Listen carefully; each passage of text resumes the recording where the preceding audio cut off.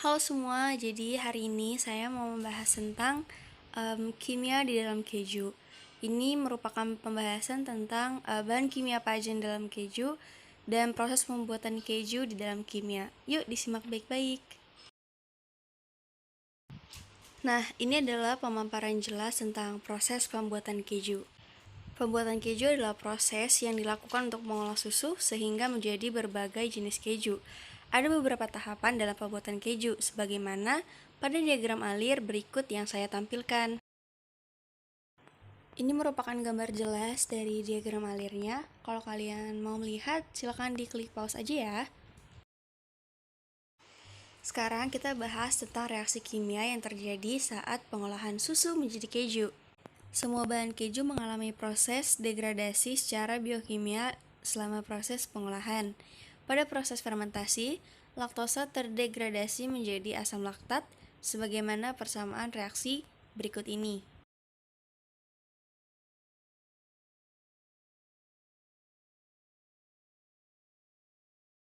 Pada keju cheddar, mengalami penurunan pH dari 6,55 sampai 5,15 mulai dari proses pengasaman atau penambahan bakteri sampai proses penekanan. Dengan adanya bakteri asam propanat atau sebagaimana dalam keju emmental, asam laktat berubah menjadi asam propanat, asam asetat, dan CO2 berdasarkan reaksi berikut ini. Kalau teman-teman mau lihat lebih jelasnya, silakan di pause saja ya videonya. Rasio asam propanat dan asam asetat dipengaruhi oleh potensial redoks keju. Misalkan, dengan keberadaan nitrat, rasio lebih rendah. Fermentasi asam propanat dapat ditunjukkan oleh gambar berikut ini.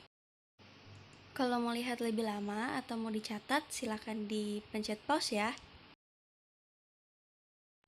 Degradasi lemak susu tergantung pada jenis bakteri yang ditambahkan. Kebanyakan jenis keju, lipolisis menjadi prasyarat untuk memperoleh aroma yang nikmat.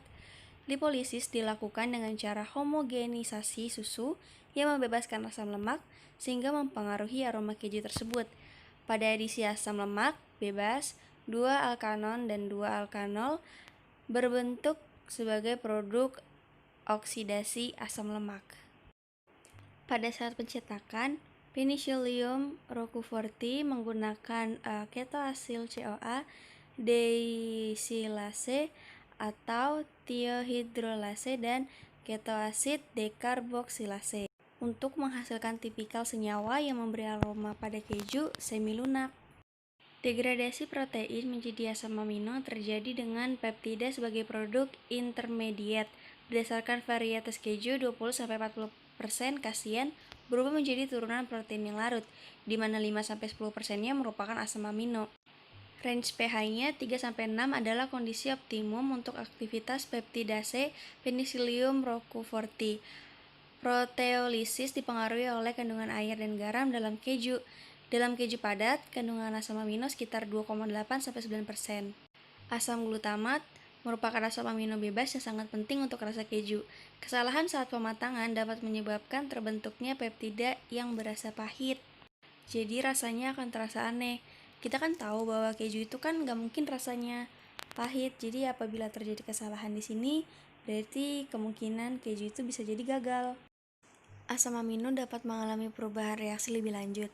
Pada pematangan keju dengan kondisi pH yang lebih rendah dapat menyebabkan dekarboksilasi dengan amina, sedangkan pada kondisi pH yang lebih tinggi dapat menyebabkan terjadinya reaksi oksidasi. Ini merupakan gambar diagramnya, bisa kalian perhatikan dengan baik ya. Proteolisis tidak hanya berkontribusi pada aroma, tetapi juga mempengaruhi tekstur dari keju. Proteolisis dapat mencairkan hampir seluruh massa keju lunak yang dimatangkan secara berlebih. Nah, untuk menghindari terjadinya reaksi dekarboksilasi maupun oksidasi asam amino, maka harus dijaga pH-nya saat pematangan keju, sehingga pH tidak terlalu rendah ataupun terlalu tinggi. Dengan menjaga kondisi saat pematangan, maka akan diperoleh keju dengan rasa, aroma, dan tekstur yang enak. Atau dengan kata lain, dengan kualitas yang tinggi. Terima kasih ya sudah menonton. Semoga apa yang saya bagikan ini bermanfaat untuk kita semua. Dadah.